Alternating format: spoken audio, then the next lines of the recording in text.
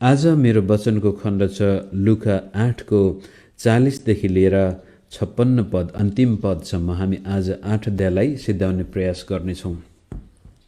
यो खण्डको शीर्षक मैले राखेको छु विश्वास मात्र गर, किनभने विश्वास गर्नेका निम्ति सबै कुराहरू सम्भव छन्। विश्वास मात्र गर। बाइबलमा विश्वास अत्यन्त एउटा महत्त्वपूर्ण जीवनको पाटो हो भनेर प्रस्तुत गरिएको छ। त कहिलेकाहीँ हामीलाई विश्वास भन्ने बित्तिकै कता कता हाम्रो भावनामा महसुस हुने एक किसिमको अवस्था पनि बुझ्न सक्छौँ। मन परेको कुरो एकदमै त्यसप्रति चाख बढेको पनि अनुभव हुन सक्छ। तर विश्वासलाई अर्को शब्दमा भन्दाखेरि हाम्रो सोचाइ, हाम्रो दृष्टिकोण, हाम्रो हेराइ, संसारलाई, परमेश्वरलाई, मानिसलाई, आफूलाई हामीले कुन दृष्टिकोणबाट हेर्दैछौँ त्यसको पछाडिपट्टिको जुन हेराइ छ त्यसलाई विश्वास भनिन्छ। अनि जुन प्रकारको दृष्टिकोण हाम्रो छ त्यस्तै प्रकारको जीवन बन्न जान्छ। अनि अर्को अंग्रेजी भनाइ पनि छ कि man is the sum total of his belief, अथवा मानिसको जीवन उसको विश्वासको सारांश हो। उसले जस्तो प्रकारको जीवनप्रति दृष्टिकोण राखेको छ ऊ त्यस्तै बन्न जानेछ। त्यसै कारण आजको खण्ड र हुन त हामी सुरुबाटै लुकाको सुसमाचारमा येशू प्रभुले विश्वासको बारेमा धेरै पटक उल्लेख गरिसक्नु भएको छ। यो खण्डमा अझ त्यो विश्वासलाई बडो ज्वलन्त रूपले दृष्टान्तमा अथवा मानिसको जीवनमा घटेका घटनाबाट प्रष्ट पार्नु भएको छ कि यदि हामीले विश्वास गर्न सक्यौँ भने सबै कुराहरू सम्भव छन्। आउनुहोस् हामी पहिला त्यसलाई पढ्दै जाउँ। 40बाट सुरु गरौँ। लुका 8। येशू फर्केर आउनुहुँदा भिडले उहाँलाई स्वागत गर्यो, किनभने तिनीहरू सबैले उहाँको प्रतीक्षा गरिरहेका थिए। अब माथिल्लो खण्डमा हामीले हेरिसकेका छौँ कि उहाँ समुद्रबाट पारी जानुभयो।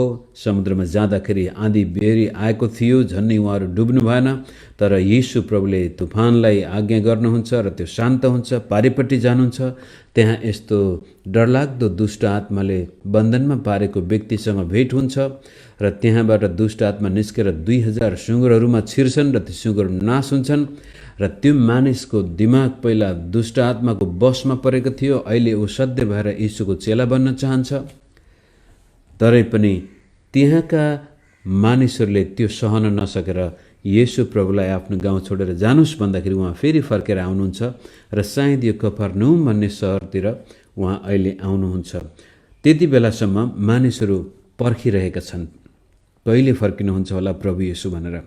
र त्यही कुरो यहाँनिर पनि उल्लेख गरेछ। मानिसहरू उहाँको प्रतीक्षा गरिरहेका थिए, कारण कफरनहुमको वरिपरिका गाउँहरूमा प्रभुले धेरै ठुलो उद्योगको काम गर्नुभएको थियो।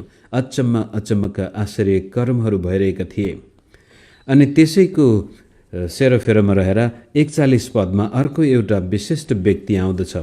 याइरस नाउँका एकजना सभाघरका शासक आएर येशूका पाउमा परे र तिनको घरमा आउनुहोस् भनी उहाँलाई बिन्ती गरे, किनकि 12 वर्ष पुगेकी तिनकी एउटा मात्र छोरी थिई जो मर्नै लागेकी थिई।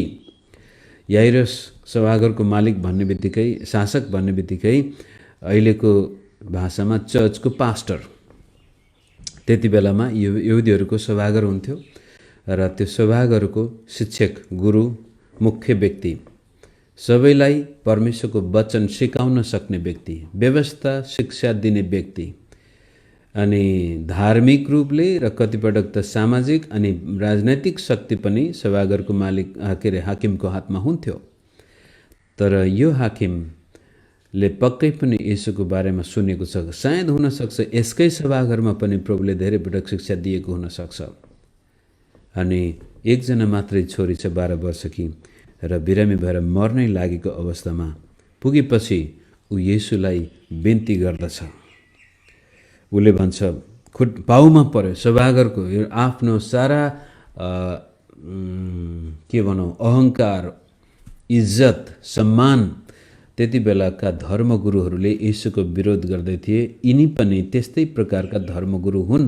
तर जीवन जब दोषान्तमा उभिन्छ, भएको एकजना मात्रै छोरी मर्नै लागेकी, त्यसपछि आफ्नो छोरीको लागि आफ्नो अहङ्कारलाई छोडेर, आफ्नो त्यो धर्मको रीतिविधिहरूलाई छोडेर, मानिसले के भन्लान् भनेर मानिसको परवाह नगरिकन ऊ येशूको चरणमा घोप्टो पर्दछ र भन्दछ, प्रभु मेरो घरमा आउनुहोस् र मेरो छोरीको शरीर के भनेको छ यहाँनिर, घोप्टो पाउमा परे र तिनको घरमा आउनुहोस् भने उनलाई बिन्ती गरे, किनकि 12 वर्ष पुगेकी एकमात्र छोरी थिए र मर्नै लागेकी थिए।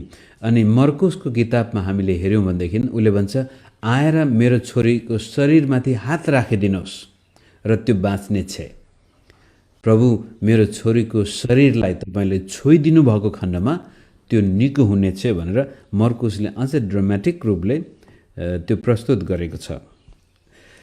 येशू जाँदै गर्नुहुँदा मानिसहरूले उहाँलाई घचेटिरहेका थिए अनि येशू प्रभुले पनि कुनै प्रकारको रुकावट हिचकिचाहट बिना याइरसको निवेदनलाई स्वीकार गर्नुहुन्छ र त्यसको घरतिर जाँदाखेरि मानिसहरू भिड ठेलमठेला गर्दैछन्। 12 वर्षदेखि रक्तस्रावले पीडित एउटी स्त्री जसलाई कसैले निको पार्न सकेको थिएन। मर्कुसमा फेरि हामी जाँदाखेरि मर्कुसले अझ राम्रो बयान गरेको छ कि वैद्यहरूको हातमा त्यसले धेरै दुःख पाएकी थिए र आफूसँग भएको सम्पत्ति पनि खर्च गरेर पहिलाको भन्दा अझ नाजुक अवस्थामा पुगेकी थिए। त्यसले पछिल्लोतिरबाट आएर उहाँको लुगाको एक छेउ छोई र तुरन्तै त्यसको रक्तस्राव बन्द भयो। अनि फेरि हामी मर्कुसलाई नै सुन्नुपर्ने हुन्छ।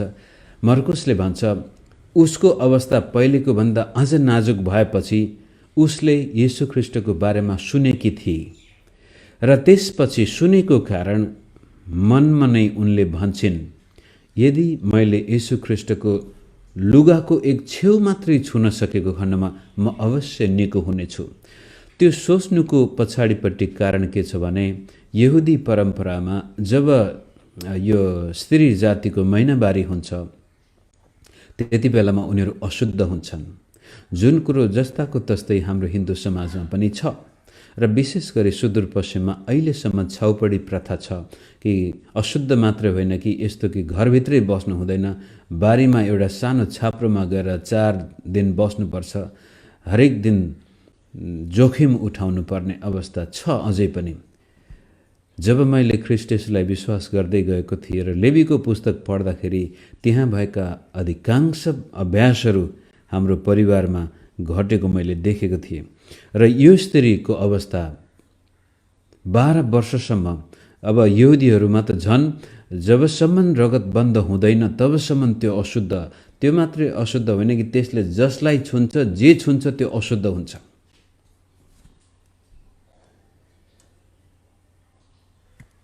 अनि एकापट्टि शारीरिक कमजोरी, जब निरन्तर रगत बग्दै जान्छ, तपाईको शरीरमा होमोग्लोबिन भन्ने एउटा ब्लडको रगतमा हुने तत्त्व सिद्धिँदै जान्छ, जीवन एकदमै सुक्दै जान्छ, कमजोर हुँदै जान्छ भने अर्कोतिर सामाजिक पीडा, कति 12 वर्षसम्म सबैको सामनेमा अशुद्ध भएर बसेकी, परिवारको नजरमा पनि आफूसँग भएको सम्पत्ति पनि गइसक्यो। यस्तो स्थितिमा पुगेको स्त्रीले येशूको बारेमा सुन्दछ र मनमा नै भन्छ, यसकारण अब म डाइरेक्ट के भयो सिधै अगाडि गएर उहाँलाई त म छुन सक्दिनँ, उहाँको सामनेमा उभिन पनि सक्दिनँ। म यसरी विशेष गरी यो अशुद्ध स्त्रीले गएर धर्मगुरुलाई छुनु भनेको महाअपराध, भोलि गएर चौबाटोमा ढुङ्गाले हानेर मार्ने सम्भावना पनि छ। त्यसै कारण यतापट्टि भिड देखेर उसले भिडको फाइदा उठाएको हुनसक्छ र सायद हुनसक्छ घुम्टो लगाएर भेष बदलेको पनि हुनसक्छ। यो कमजोर शरीरमा पनि कमजोर स्त्री भिडमा कसरी कसरी छिचोल्दै त्यो लुगा छुनुको पछाडिपट्टि पनि के छ भने, म प्रभुलाई अशुद्ध पार्न चाहदिनँ अथवा त्यो धर्मगुरुलाई म अशुद्ध पार्न चाहदिनँ। लुगा मात्रै छुँदाखेरि सायद मेरो अशुद्धपनाले उहाँलाई असर गर्दैन होला भनेर येशू प्रभुप्रति पनि बडो इज्जत अनि संवेदनशील भएर यो अबला नारी त्यो भिडमा आफ्नो ज्यानको बाजी लगाएर आउँदैछ, किनभने उसले मनमा विश्वास गरेको छ। मर्कुसले भन्छ उसले मनमा नै भनेकी थिए कि यदि मैले उहाँको लुगाको छेउ मात्रै छुन सकेको खण्डमा म निको हुनेछु। याइरसले के भन्दै थियो? प्रभु तपाईले आएर मेरो छोरीलाई छोइदिनुहोस् र त्यो निको हुनेछ। अनि यो स्त्रीले भन्दैछ मैले उहाँलाई होइन उहाँको लुगा मात्रै पनि छुन सकेको खण्डमा मेरो यो बिरामी निको हुने थियो। हामी पढ्दै जाउँ। र आएर छुन्छे र त्यो निको हुन्छ। अब भिडका साथ यीशु याइरसको घरतिर जाँदै हुनुहुन्छ। 45 पदमा हेरौँ। येशूले भन्नुभयो मलाई कसले छोयो?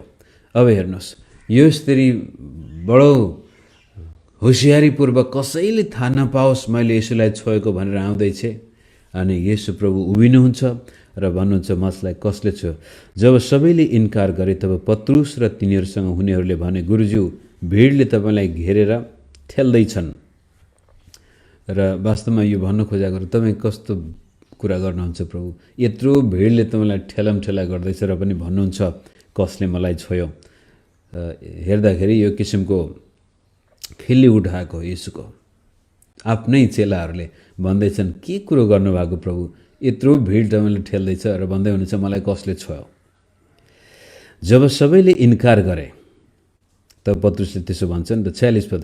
तर येशूले भन्नुभयो कसैले मलाई छोएकै हो, किनभने शक्ति मबाट निस्केर गएको मैले थाहा पाएँ।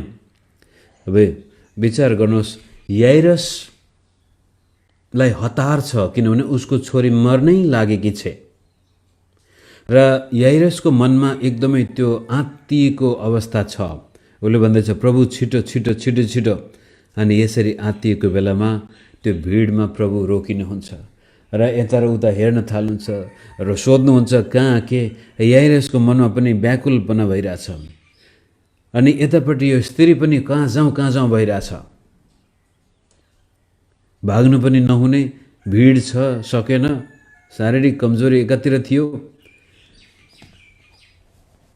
अनि यीशु प्रभु उभिनुहुन्छ र भन्नुहुन्छ कसले छोयो? 47 पद। अब आफू लुकिरहन नसक्ने कुरा थाहा पाएर त्यो स्त्री कामदै आई र उहाँको सामान्य घोप्टो परी र किन त्यसले उहाँलाई छोई अनि कसरी तुरन्तै निको भई सो सब मानिसहरूका सामु बताइदिए। अब त्यो काम्नुको डराउनुको कारण मैले भनिसकेँ। यसरी अशुद्ध अवस्थामा भएको स्त्रीले, कुष्ठरोगीले अथवा मलामी गएको व्यक्तिले शुद्धताको कानुन पुरा नगरिकनै अरू कसैलाई छोएर अशुद्ध पारेको खण्डमा दण्ड दिइन्थ्यो। र त्यसै कारण यिनी पनि अगाडि आएर भन्छन् प्रभु मैले नै हो र मैले छुनुको पछाडिपट्टि यस्तो यस्तो थियो। मैले भनेको थिएँ कि मैले उहाँको लुगाको छेउ मात्र छुन सकेको खण्डमा म निको हुनेछु भनेर आएको थिएँ। मैले छोएँ, मलाई माफ गर्नुहोस् भनेर बडो पश्चातापी भएर ऊ येशूको पाउमा फेरि पर्दछ। त्यसपछि अब 48 पद हेर्नुहोस्।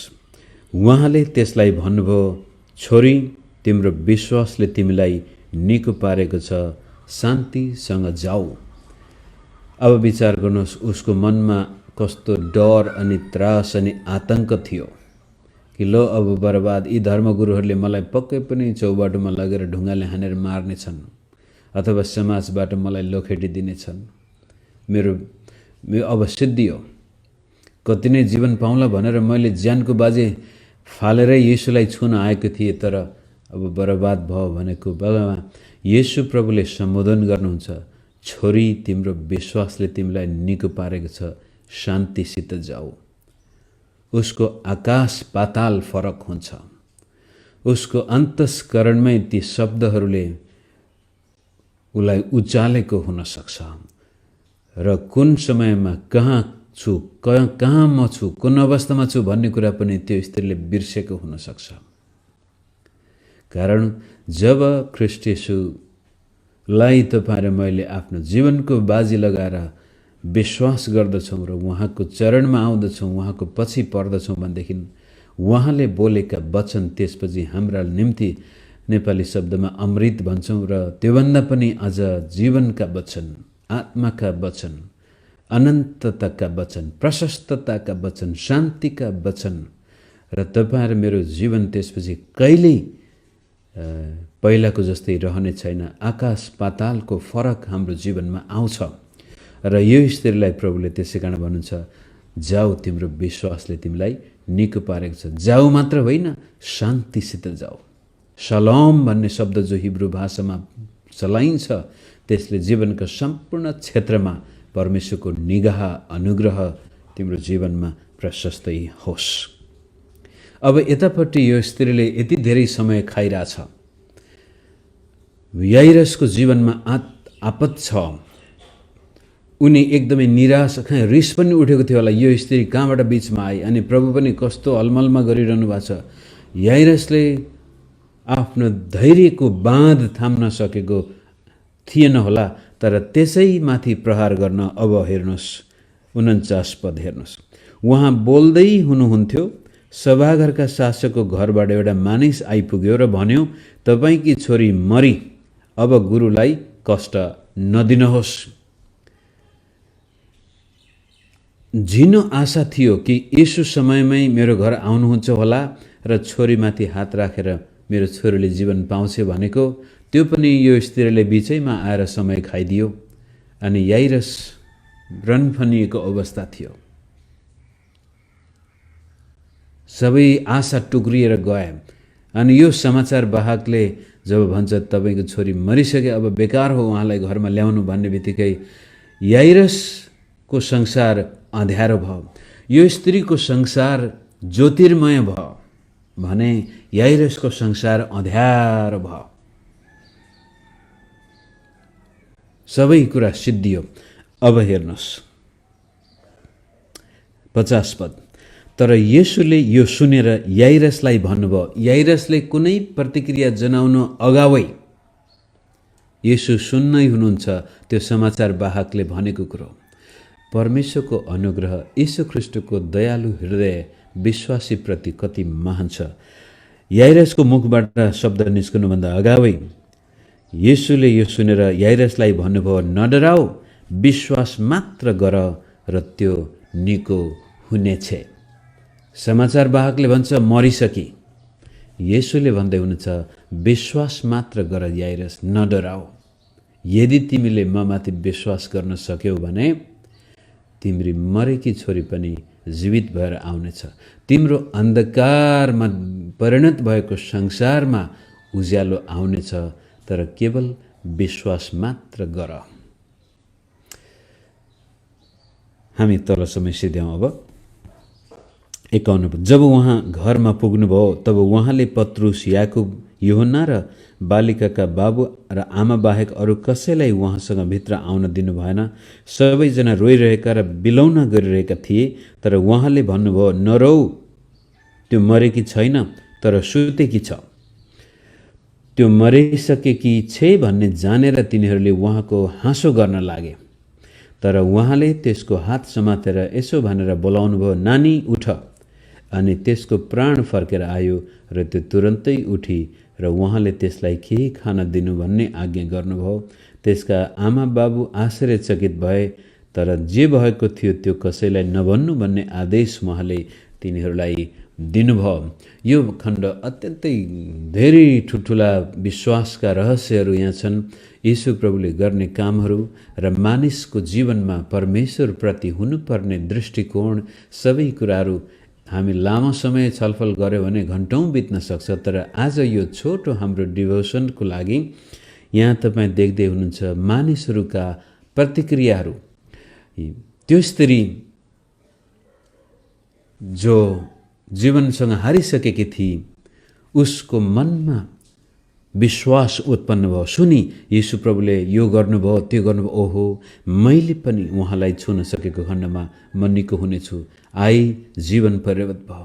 र याइरसले पनि विश्वास गरेको थियो, यदि केही गरी यीशु प्रभु मेरो घरमा आएर मेरो छोरीलाई छुन सकेको खण्डमा मेरो छोरी निको हुनेछ। याद गर्नुहोस् यहाँनिर लुकाले कस्तो गजबले यो वर्ड प्ले भन्छ अङ्ग्रेजीमा, स्त्रीले भन्छे येशूको लुगा मात्र छुन पाए म निको हुनेछु। याइरसले भन्छ येशूले मेरो छोरीलाई छुन मात्रै पाए मेरो छोरी निको हुनेछ। त त्यो स्त्रीको विश्वास र याइरसको विश्वास, दुवै विश्वासको कदर गर्दै प्रभुले त्यो स्त्रीको विश्वासमा अझ जोस थपिदिनुहुन्छ भने याइरसको विश्वासलाई अझ अगाडि लैजान मद्दत गर्नुहुन्छ। कसरी? याइरसले जब त्यो समाचार सुन्छ तपाईको छोरी मरिसकी भन्ने बित्तिकै पक्कै पनि उसको मनमा एक किसिमको हुरी बतास चल्यो। यो स्त्री समयमै भिड नभइदिएको भए, यो स्त्री नआइदिएको भए येशू प्रभु समयमा पुगेर येशूले छुने थियो। तर येशूले भन्दै हुनुहुन्थ्यो विश्वास गर याइरस, मैले छुनु नै पर्दैन वास्तवमा। किनभने त्योभन्दा अगाडि हामीले कप्तानको विश्वासको बारेमा पनि हेरेका थियौँ कि उसको नौकर बिरामी हुँदाखेरि उसले प्रभुलाई भन्छ प्रभु तपाईँ मेरो घरमा आउनै पर्दैन, तपाईँ वचन बोलिदिनुहोस् र मेरो नौकर निको हुनेछ। र त्यो विश्वासलाई देखेर प्रभु अचम्मित हुनुभएको थियो। तर याइरसको विश्वासमा अलिकति कमजोरी अवस्था के थियो भने प्रभुले नै छोइदिएपछि मात्रै निको हुन्छ मेरो छोरी भन्ठानेको थियो।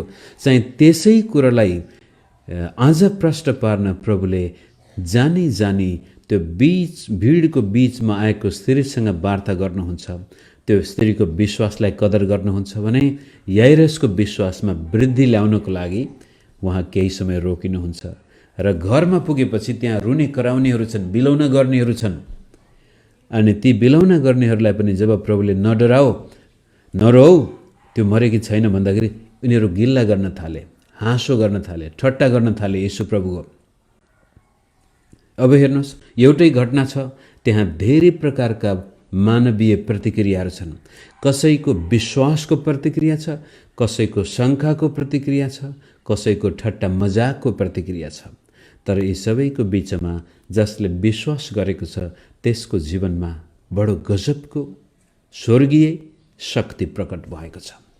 र नभन्दै याइरसको छोरीलाई पनि प्रभुले जीवन दिनुहुन्छ र त्यो परिवारमा उज्यालोपन फर्केर आउँदछ। कारण याइरसले विश्वास गरेकै हो, बीचमा अलिकति ढलफल भएको थियो, तर प्रभु यसले भन्नुहुन्छ नडराओ, डरको सट्टामा विश्वास गर, चिन्ताको सट्टा विश्वास गर। अब यसलाई तपाईहरु मेरो जीवनसँग हामीले दाँच्नु पर्ने हुन्छ मित्र। हिजो आज तपाईले सायद मेरो वचनहरू र मैले फेसबुक स्ट्याटसहरुमा बेला बखतमा कुनै यस्ता वाक्यांशहरू राखिदिन्छु जसले हाम्रो सोचाइलाई चुनौती दियोस् भन्ने मेरो चाहना हो। जब मैले ख्रीष्ट येशूलाई विश्वास गरेको थिएँ, मेरो जीवनमा यस्तै प्रकारका विश्वासले अथवा मेरो जीवन विश्वासले परिभाषित जीवन थियो र मैले मेरो आफ्नो जीवनीको किताबमा पनि ती कुराहरू प्रस्तुत गर्न प्रयास गरेको छु। पछि गएर जब म अध्ययन गर्न थाले, पढ्न थाले अनि अलिक समाजमा सबैको सामनेमा स्वीकार योग्य हुनु पर्यो भनेर यो याइरसको जस्तै अवस्था पनि आएको थियो मेरो जीवनमा।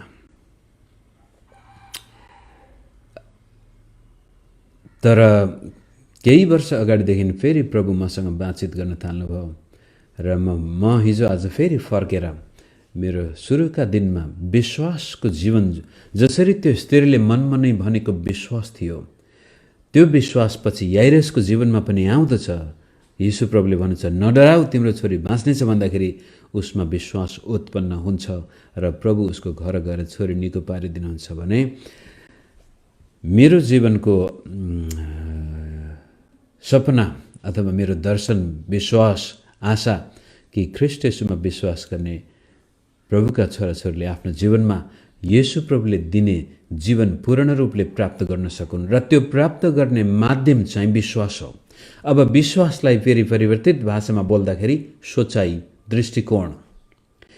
जसै मैले भन्छु येशू प्रभुले हामीलाई अनन्त जीवन मात्र होइन प्रशस्त जीवन पनि दिनुभएको छ, असीमित जीवन पनि दिनुभएको छ। हिजो मात्रै मैले एउटा स्ट्याटस लेखेको थिएँ, येशू प्रभु कल्वरी क्रुसमा मरेको मुक्तिदाता मात्र होइन, उहाँ मुर्दाबाट बौरी उठेको प्रभु पनि हुनुहुन्छ।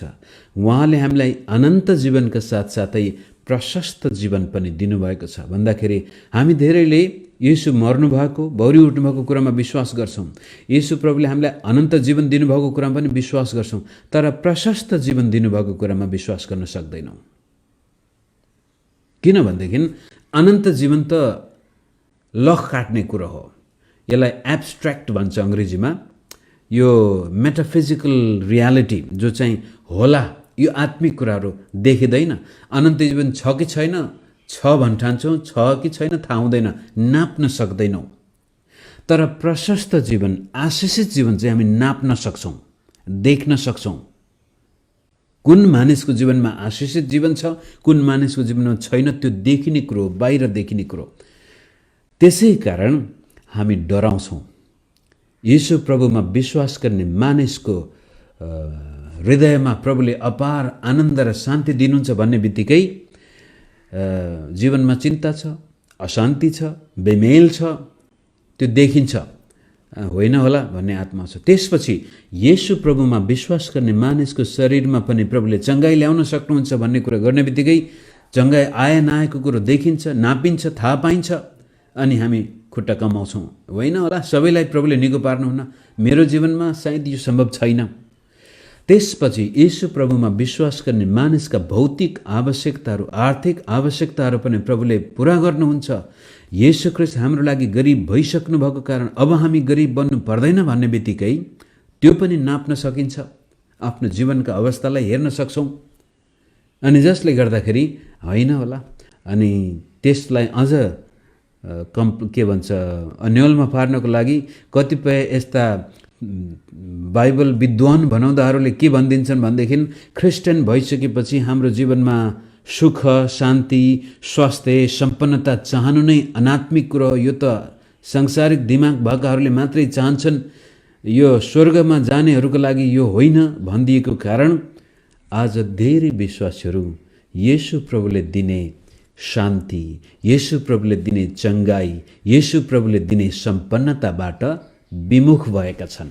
विश्वासै गर्न सक्दैनन्, त्यो विश्वास छैन, जसको कारण उनीहरू कमजोर, अशान्ति, रोग अनि गरिबीको शिकार भएका छन्।